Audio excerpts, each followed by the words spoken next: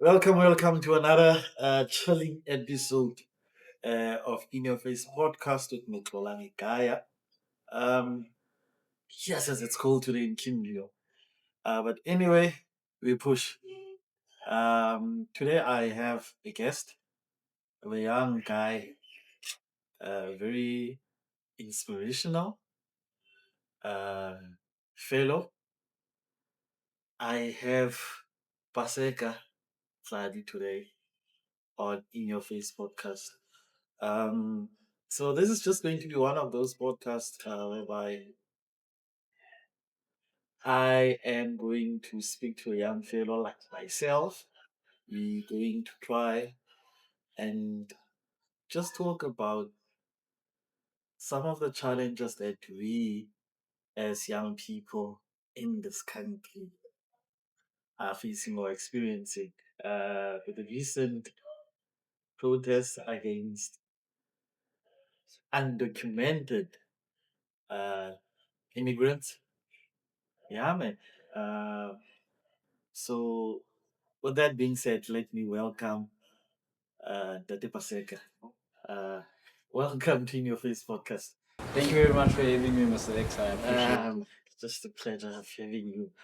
So, briefly, just tell us who is Paseka?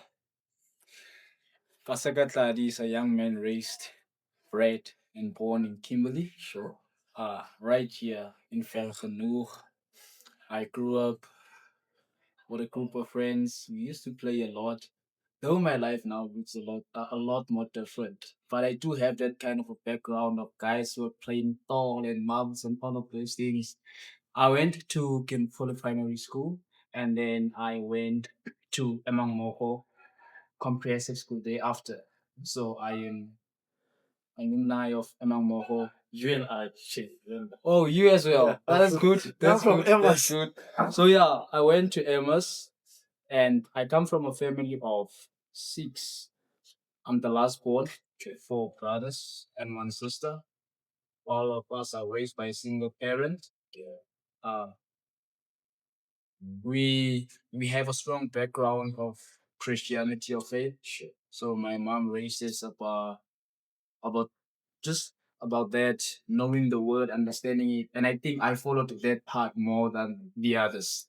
Yeah. So today I am certified as a life coach. I'm a professional public speaker, startup founder of two companies, and I do a lot of work around development, around branding, around coaching, around speaking.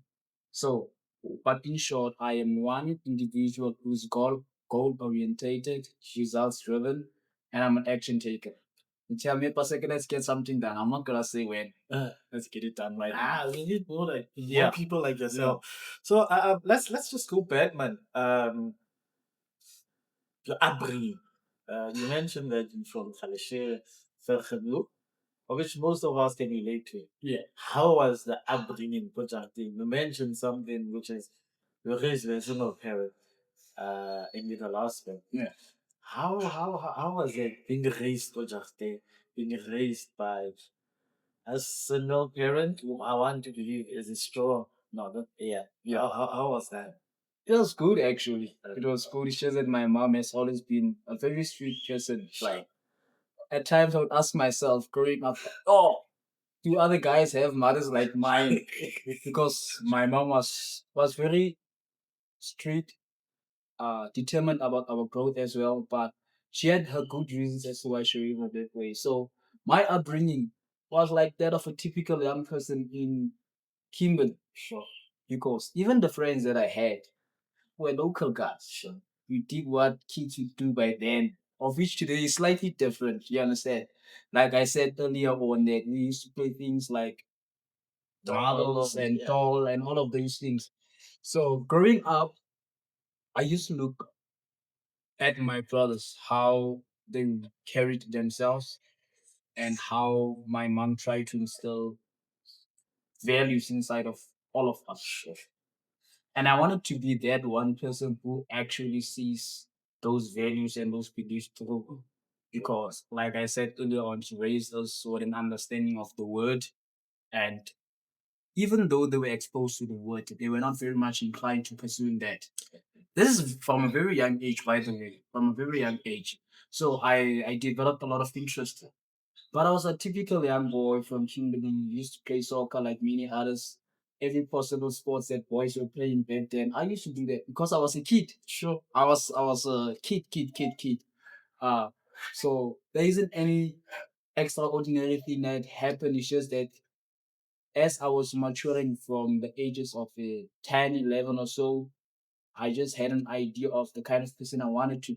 Sure. By the way, when I was growing up, some guys were naturally funny, cool, and all of those things. I was slightly average in terms of catching up, being Okay. street smart. Okay. You understand? So some guys, the boys back then, my friends, some of them have now matured. They're doing wonderful things in life.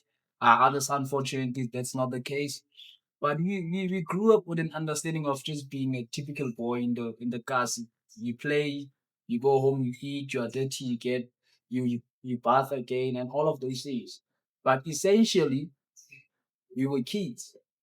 We were kids, and until maturity came and took place, when we were now maturing to things like high school. Sure. And in primary, I was exposed to a sport called chess, yeah, of which I at some point played professionally. And it has played a significant role in my development as well. But being raised by a single parent, unlike using the term poor is the total thing, different thing for me. Uh, we had our ups and downs.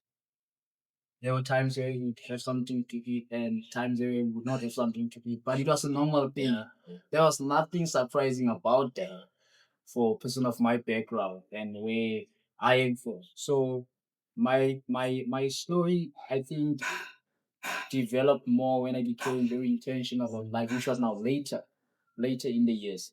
But being raised by a single parent was a good experience. I never felt the lack of a father figure or anything like that because my brothers played the actual role in my life in terms of my upbringing, disciplining me, always correcting me and educating me here and there. Yeah. So I never felt the gap because they've always been father figures in my life. But my mom ensured that everything that I needed, I had. She made a lot of sacrifices for me. Let's you've mentioned something that I feel is something that we need to touch on. Never felt the absence of a father, ne? Which is something that most of us can relate to, and I think most of the guys that I've had on the podcast would speak to that. But I was raised by my mom and grandma. Yeah. Timer, the dad. Yeah. Uh, where's your dad? Or where was your dad? Okay, I think I should put it this way because he passed away whilst I was still very young. Okay. 7 or 8. 7 or 8. So I've always known my family. You understand? My family, my mom. So when he was alive, yes, he was present here and there, but I can't really pinpoint many of the things. That's why he's not like much part of the story of who Paseka is. So my mom, my brothers, other people played a very active role in my development. So that's why I'm saying that I never felt the gap because being a kid, I just knew that you had to be a kid. Honestly, Sure. that was my experience of being a kid. We used to be kids. So, and I'm emphasizing this because now it's slightly different or totally different compared to how it was. Right now, my nieces and nephews at the age of 6, 7, they know who their parents are. They can see this is my father and this is not my father. So we are more concerned about just being typical kids in the hood, doing what boys should do. So it really never registered. To this day, I don't know how life would have been if it was present. But I'm grateful that this is the direction that my life has transitions into. But back in the days, I was not much of a impact or effect in any way.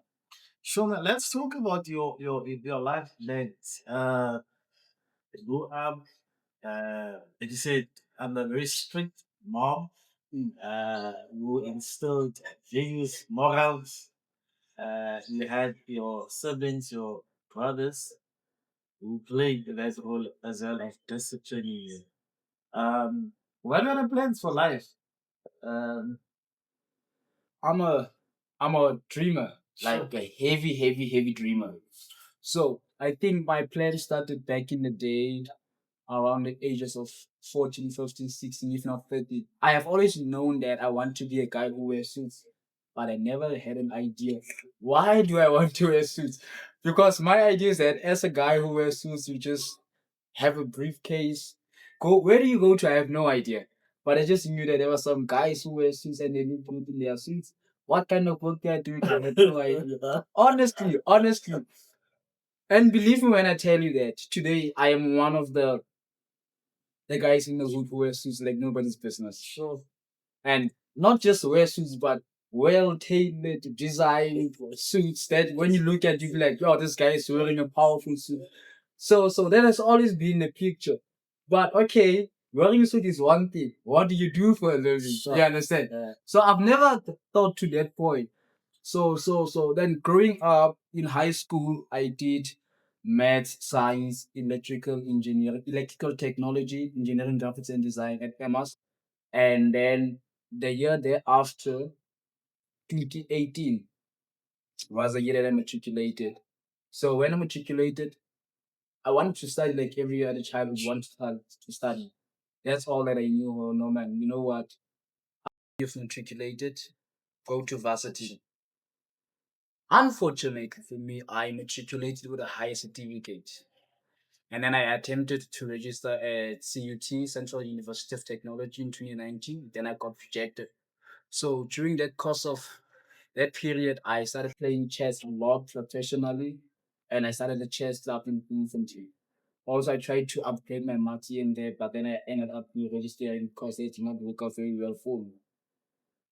But I made a promise to myself. Now, this is in line to the question you just asked me about the dreams that I have. I made a promise to myself that when I get the opportunity to study, because now my friends are studying. Some went to Cape Peninsula, others went to Port Elizabeth University, that one of Nelson Mandela, others went to UCT. I was like, the guys are pioneering. The other one was at UFS. And I made a promise to myself that, you know what, if I get the opportunity to study, I'm going to take it, grab it, both hands, and make the most out of it. It's only in 2020 that I became very intentional about that. Yeah. Went to Abington, did electrical engineering. But in the process of doing that, there was a disconnect. Though I was performing well.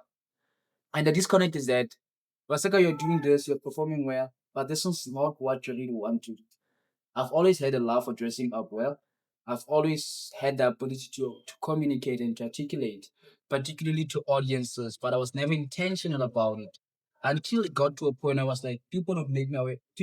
Are you aware that whenever you speak, people listen to you? Okay. I was like, nah, it doesn't make sense. What do you mean that people listen to you? Like, never listen to yourself whenever you speak.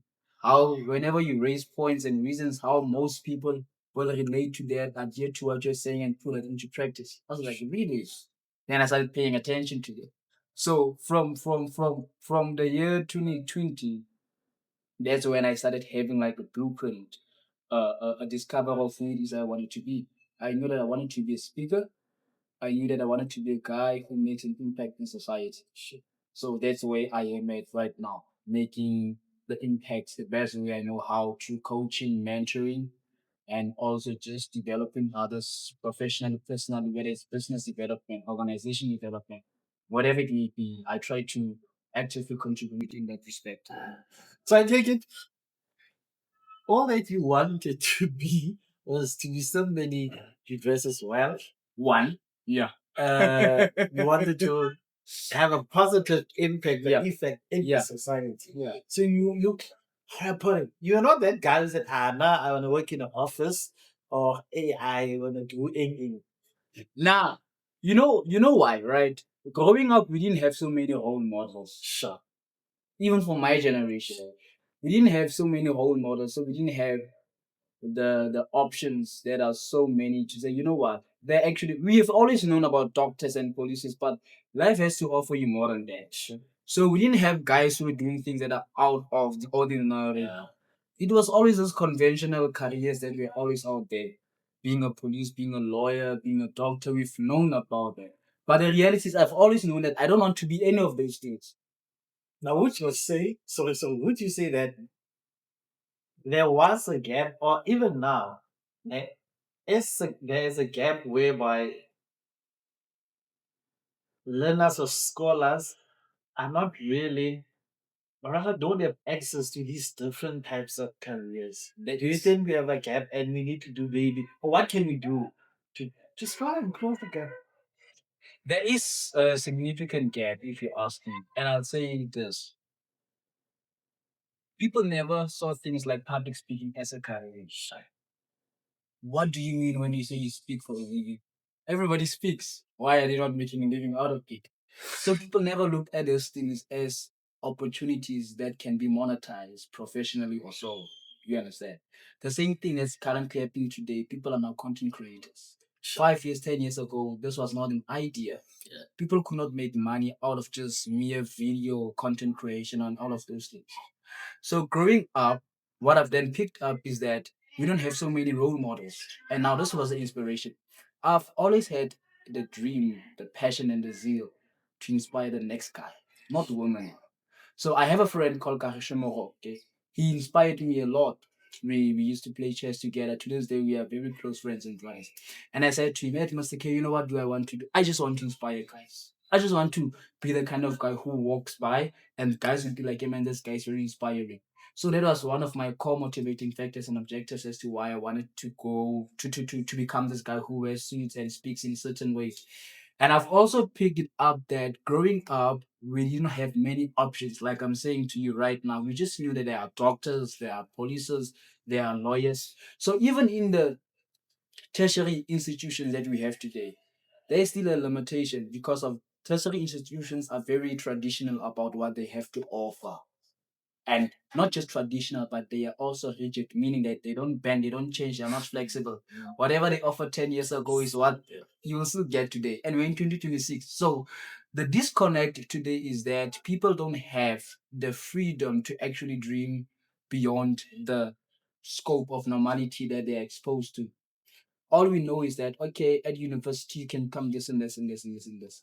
But if you look at where we are today, you are required to become more than what the university offers you or the college can offer you. You just need to know how to maneuver around those things. And we don't have this conversation enough. We don't have this conversation enough. We put a very limited time frame around this thing or even system around it because people don't converse about things that are out of the ordinary. Yeah. One other thing that I can tell you is that even my mother had plans for me to maybe graduate. Yeah. You understand? Like every parent does that for their children. They want to see their child graduate, uh, uh, become a lawyer, become something. And I made a promise to her and I said to her, you know what, mom, if you could just support me in whatever it is that I want to do, if you could just support me in whatever it is that I want to do, I promise you I will graduate. And ever since I said that to her, I think back in 2022, I did a short course with the University of Free State Business about event creation, which revolves around entrepreneurship. Okay. And I graduated. 2023, I did another short course in digital marketing. I graduated. 2024, I did another short course, digital marketing at Institute of Business. I graduated. 2025, I did my certificate in life coaching. I have a certificate. And I made a promise to her. All she had to do was support every decision that I was making and see me just doing these things. I remember a particular time when she attended one of my seminars, got 2023, and she saw a lot of cameras, people coming to listen to me. She was like, Paseka, so can I tell you it's like I was like, hey, this is my profession. Yeah. You understand? She has always encouraged me to become a positive person. But also our parents haven't understood how the world operates and not we. So we are the ones we have to educate them and say to them, okay, you have this understanding, but this is where the world is today. So once you have that understanding, then you are guaranteed that things will work out the way that you want them to work out for. Now check. Now we spoke about the gap that is there. Now you and I as young people, The next person who's going to watch this podcast, how do we assist fellow young people, or those who are younger than us, Yeah. who are about to matriculate? There's this other one who matriculated last year, year before last year, who is struggling or was not admitted at the national institution. How do we as locals, let's bring it over here. How do we as locals assess these ones? In a sense, yeah, how are they going to make an informed decision? How can you assess it? I think it's very important that we harness what we call self awareness. Sure.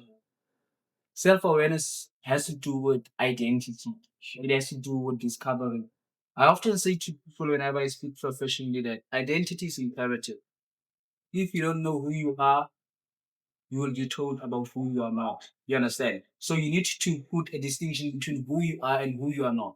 If you come to me and say, Paseka, you're not the speaker that you think you are. But if I know that I'm a speaker, it doesn't matter what you have to say to me. It's not going to change the outcome because of already I know that. So our young people they don't create a space or environment where they can actually search themselves internally to find out who they are, what their passions are, what they're skilled in, what they love doing the most. So for every young person who's maybe in matric or the one who just matriculated, I would then advise them that they must sit down, have an analysis with themselves, like who am I?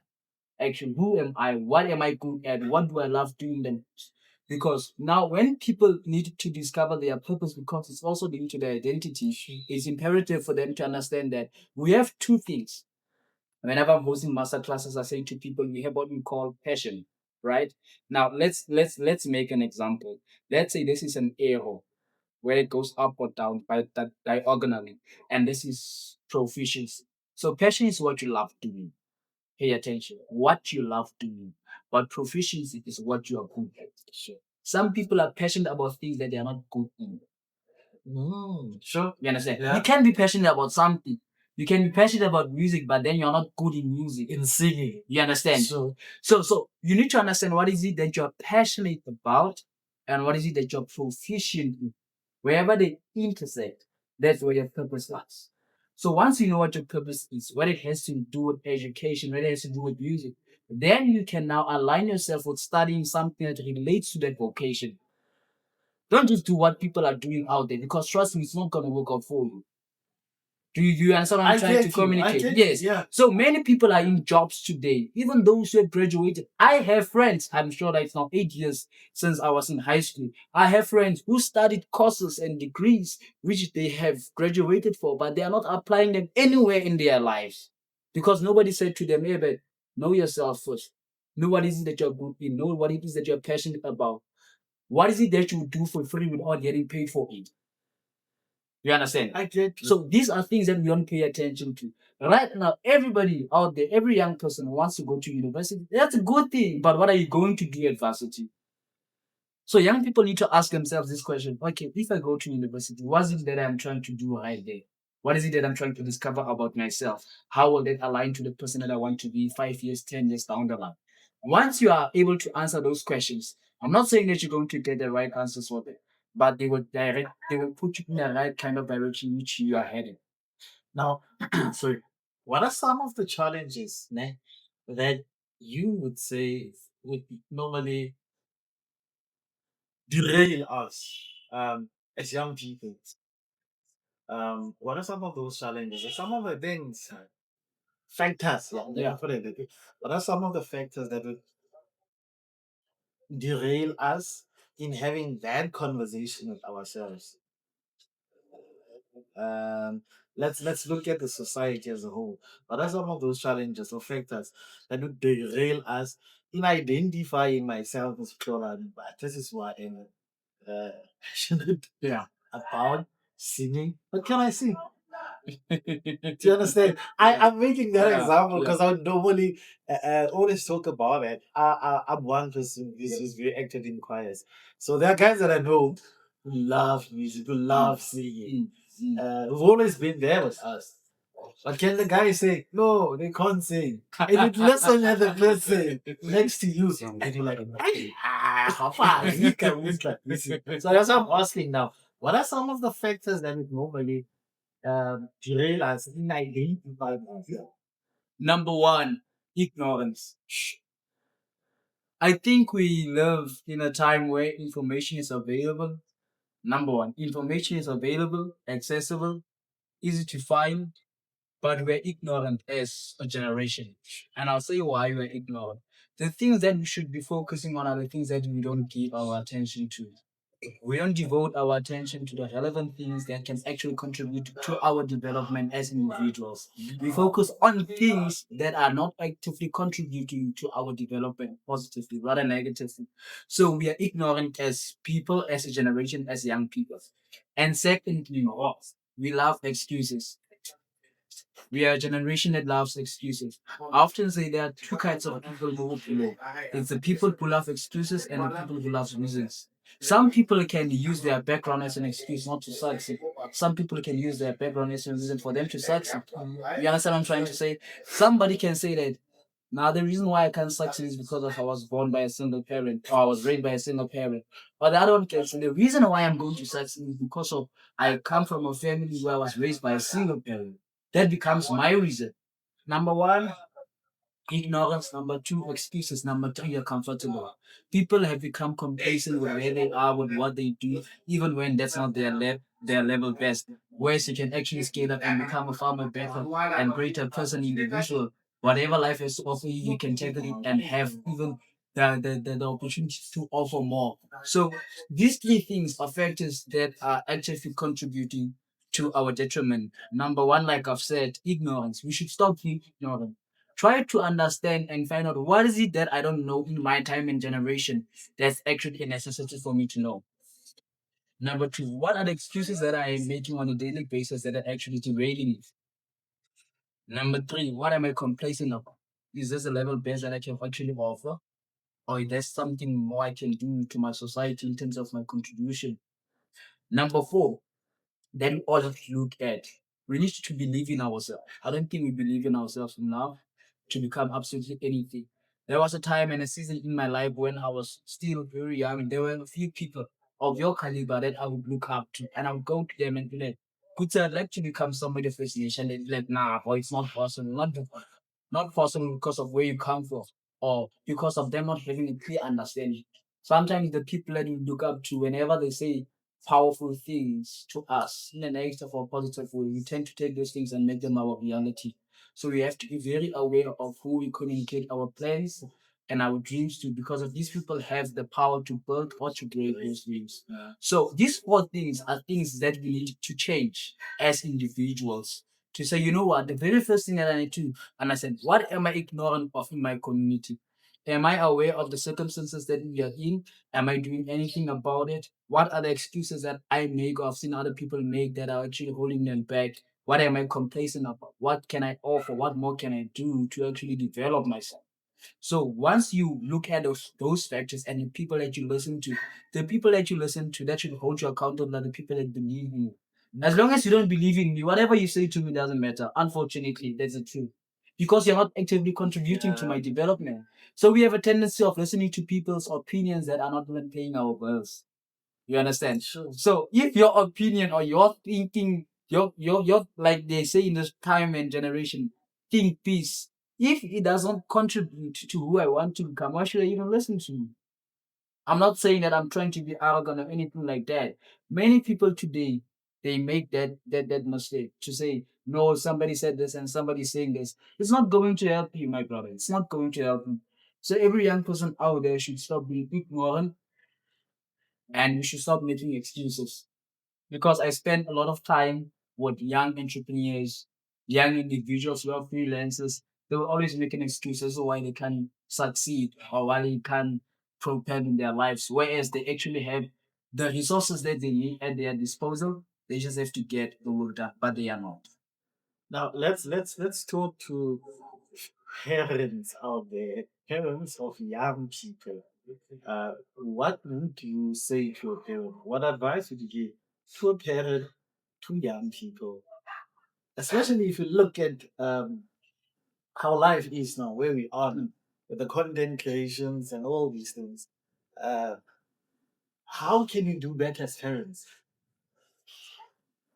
I think before I jump to the second point, which is that parents should listen to their children. Number one, every parent should continuously instill discipline, values, and principles. Why are these important? These things are important because of they are your governing factors. Every young person has to carry a certain moral that has been instilled in them by their parents, whether it's respect, whether it's humility, whether it's kindness, and then you must have principles that you've inherited from other people. And one of the principles, just to clarify and make this simple, in my case, one of the principles I carry that do unto others as you expect them to do unto you. So I don't expect you to do bad to me. So in exchange, I'm going to do something that's good to you. So these are things we learn from our families. That's why they say that charity begins at home. Learn these principles and hold on to them. And then have values, things that you value the most in your life. Whether it's goals, whether it's success, whether it's destiny, all of these things. These are things that every parent should educate their child on, and they must instill and impart those things in them. And the second thing that parents should be doing, parents should listen to their children.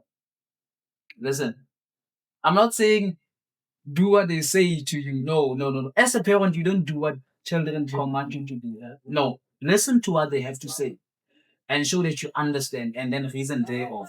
Because many parents are not giving their children hearing. They are not giving them hearing. They rather give them whatever they want. Listen. When you listen, it shows that you're paying attention. Like you are right now. I can converse with you because you are listening to what I'm trying to communicate to you. So parents must listen. And also they must assess and provide the best available options for their children in the time and in this economy. Because of kids are multi-talented, multifaceted today, but they still need that encouragement from their parents. Personally, I don't think there's a child who wants their parent to compare them to another because of that's a problem. The moment a parent says to Paseka, "Ooh, Paseka, if you could look at Dolani, Dolani is doing this, doing that," already that kills my morale, kills my motivation. So parents should then have the heart and the understanding that my child is gifted different. And all I have to do as a parent is to support them. And in the same breath, children should not take advantage of the sacrifices that their parents are making for them because we tend to do that. You know that you're raised by a single parent, but still you want something that costs 5K a shoe or even a t-shirt. It doesn't make logical sense or even financial sense when you know your circumstances. So understand where you are and also understand your position to say that, you know what, I am raised by a single parent or even by two parents, but they are not financially stable enough. So the requirements or my request from them could not be of that of my friend who gets everything from his or her family. I should always treat things in my confines and have an understanding that one day I'll be able to afford all of these things that I'm asking from my parents. So parents should do what instill values, principles, and they must listen to their children. And thereafter, they have listened to them, they must help them navigate this thing called life, affording them the opportunity to say, you know what, you have so many options. What is it that you want to do from these options? And they must never compare their children to anybody else. And children should not also take advantage of their parents' kindness and the sacrifices that they are making for them. I think you've touched on the next point that I wanted actually to group, which is we are talking about parents, now kids, what is expected of us. But I think you've touched on it. Yeah. Let's move to something personal, which is you. You saying you are a life coach. Yeah. Um, you're a life coach. School me. School another person who's out there who does not know what a life coach is. What is a life coach? What do you do as a life coach? Yeah, I do get that a lot. Well, uh, uh, uh, a brief description of how I often give out my profile is that as a coach, a speaker, and a founder, I help individuals and startups with clarity, like clarifying the direction which they are going in. Number two, I help them build strong brains. Number three, that they must then execute with excellence and confidence. So I offer life coaching services in the sense that I coach and mentor you to make the best decisions out of the options that you have, and also how you can develop yourself personally and also experience transformation. Because we have people today who set goals, right? But they cannot achieve those goals. So a life coach comes in and steps in and says, okay, these are your goals. What are you doing to achieve your goals? You might think that you are doing something positive towards achieving your goals, but then you are not. So I'm the kind of person who comes like, no man, this is how you actually achieve your goal. Now let me give you a practical a theory around this. Say you have 5 goals for the year. You have 5 goals. And the only way that you can actively achieve those goals is if you're invested in this. So any other thing that you do out of those 5 goals that you have for the year, any other thing that you do that does not relate to this goal is taking away time from you achieving this goal. You understand? Simon, listen, we're still talking about goals, setting up of goals. How important is it for one to set up the goals? Yeah, like I've said to you before. So whenever you're trying to set up goals that you want to achieve, so the role of a life coach is to help you navigate this challenge that you're dealing with. Because people tend to set goals, but then they don't achieve the goals that they have set. And like I said to you, imagine having 5 goals that you want to achieve, and whatever you do has to align with the goals that you have in place. Whether you want to get married, whether you want to buy a house, whether you want to get a degree, whether you want to renovate your mom's or your brother's house, whatever it is that you want to do, maybe you want to start a business. So it means that what you do in the year has to revolve around these goals. Anytime you do things that are not aligning to the goals, you are taking away the opportunity of achieving those goals. So many people come up with a vision board, put on a card there, put in a house, put on a ring, and all of these things. But ultimately, those things don't come to manifestation. Why is that? Because they have now moved out of the goals that they have set for themselves and they're involved in other things. The moment you involve yourself in other things, it means that you're taking away the attention, the time that you've also set in order to achieve those goals. Or if you wanted to achieve these goals in 6 months, you won't be able to do that because now you're involved in other things that are not alignment with these goals. So anytime you want to achieve the goals that you have set, ensure that all of these things that you're doing with your time, your energy, your money, work towards the goals. So you have a goal, these 5 goals, maybe in a year's period that you want to achieve them. Break them down into 6 months. What is it that you can do in the period of 6 months in order to achieve those goals? What is it that you can do in a period of 3 months from the very same goals that you have set for yourself? That's how you have to break them into trimesters. Because if you have these goals and you say, no, I have these 5 goals, and at the end of the year, I want to have achieved those goals, it's not going to be realistic. You are not going to achieve those goals. So the role of a life coach is then to help you break down those goals and say, okay, these are your year's goals. Let us then take them 6 months at a time. Once you have now said, okay, this is what you have to do in this first 6 months, and you say 3 months, what can you possibly do in this 3 months in order to achieve these goals until they become weekly goals? Things that you have to do on a weekly basis, on a daily basis, towards these very goals that you have set for yourself. That's how ultimately you get to achieve those goals. So many people just say that no, I am going to run. It's not a problem. Do you have an idea how many kilos you want to run? What's the objective for running? Do you want to become faster? Do you want to train your mind to build endurance, or you want to just lose weight, or you want to do the marathons? Once you have those core motivating factors in place, those objectives, then you know what it is that you have to do on a daily basis. If you want to run the marathons, it's not the same thing as waking up every single morning and going for a jog for absolutely no reason. You understand? One of the main reasons why I would do certain things like running is to build endurance so that I can train my mind to always endure through hardships.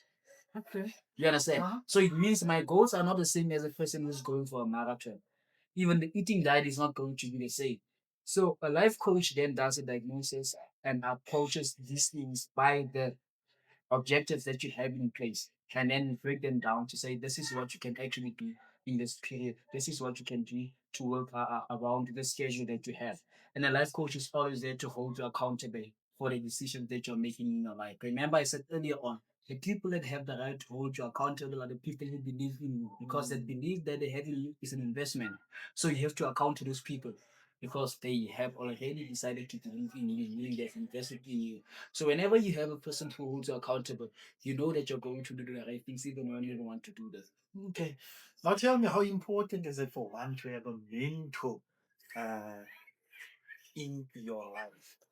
What is the role of a mentor, and how important is it for a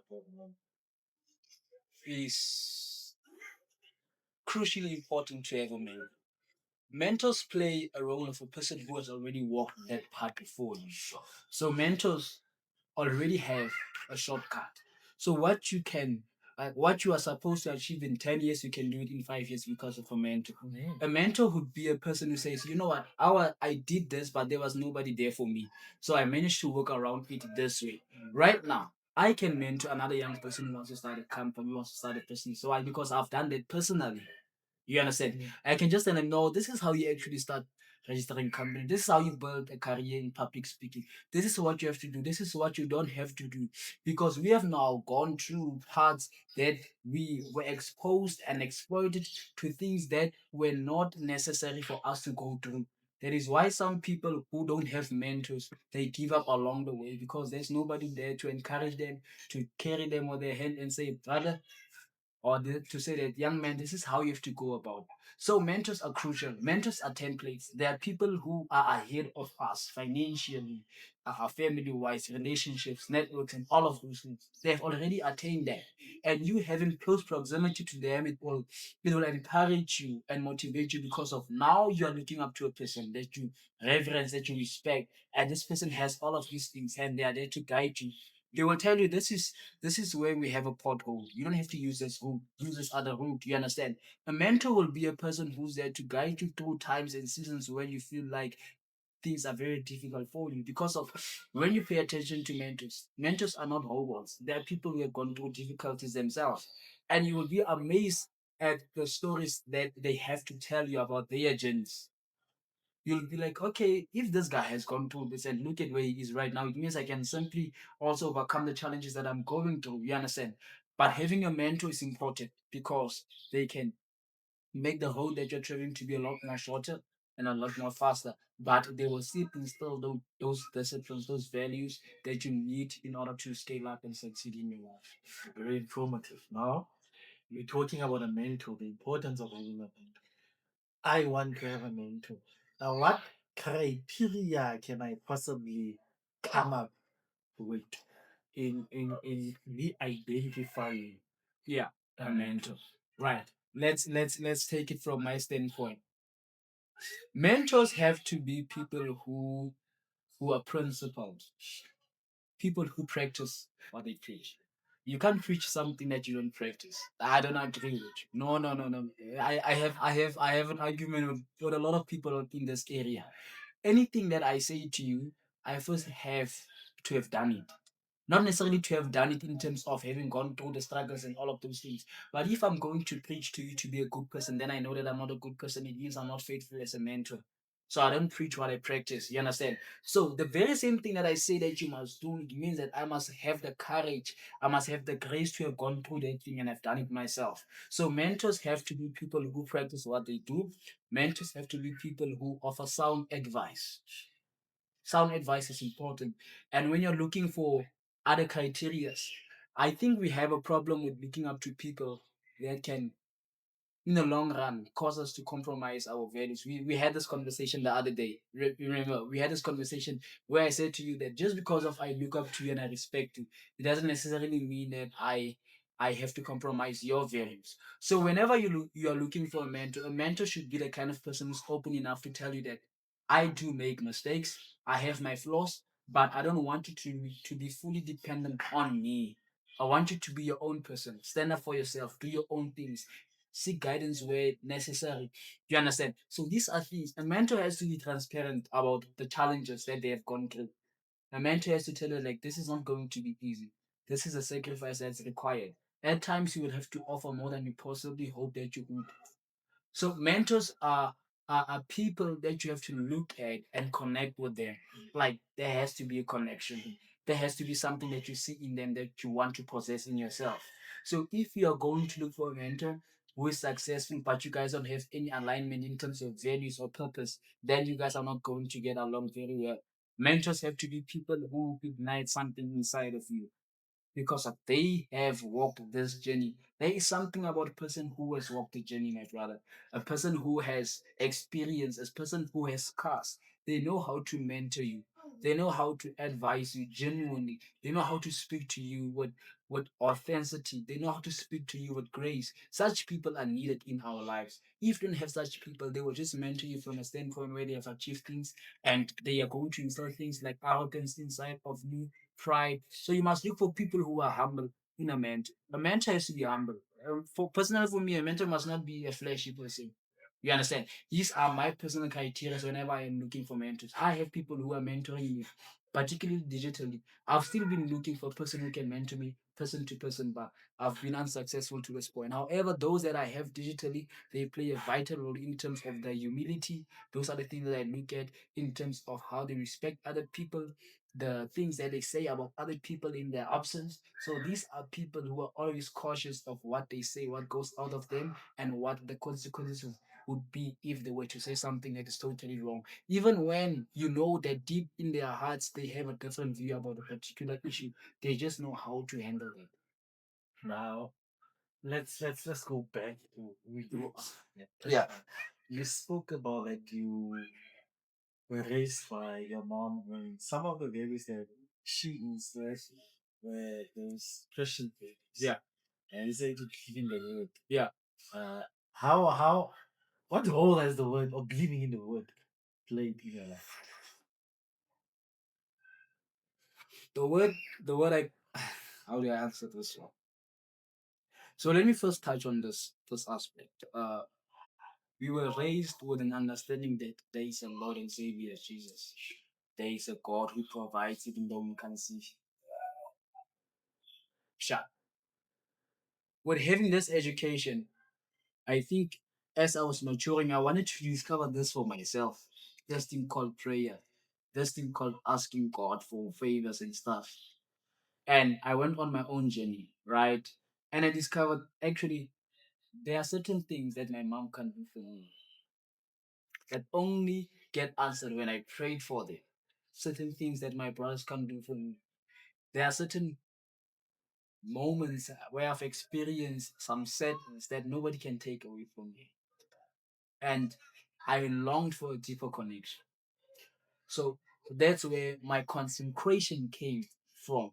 Not my mom instilling the Bible. No, no, no, no. You understand? It's important that as Christians we must have this clarification that yes, some of us are introduced into Christianity by our parents and then we take it there off.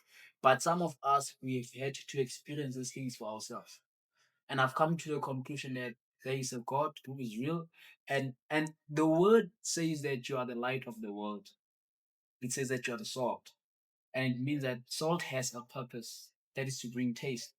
So the purpose of the word in our lives is to reveal the righteousness of God. That's what scripture says in the book of Romans, chapter 1, verse 16, going down to 17. You understand? And the word has always played the role of a guide that you read from the word, that when you pay attention to as an intellectual person, you'd be like, there is no way, even though this was written by human, there has to be a form of inspiration that came behind it. So that's where my conviction lies with the word.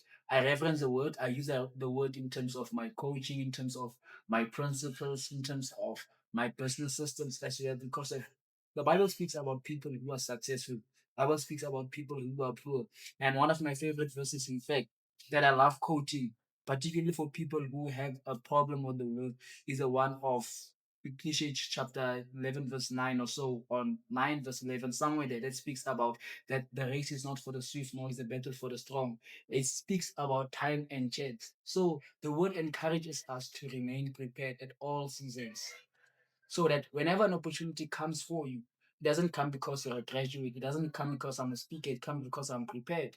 So these are the kinds of principles that I take from scripture and then implement into my life. And I'm very much vocal about that because I totally believe that whatever the word says in terms of Jesus Christ being Lord and Savior, I've seen that. It works for me.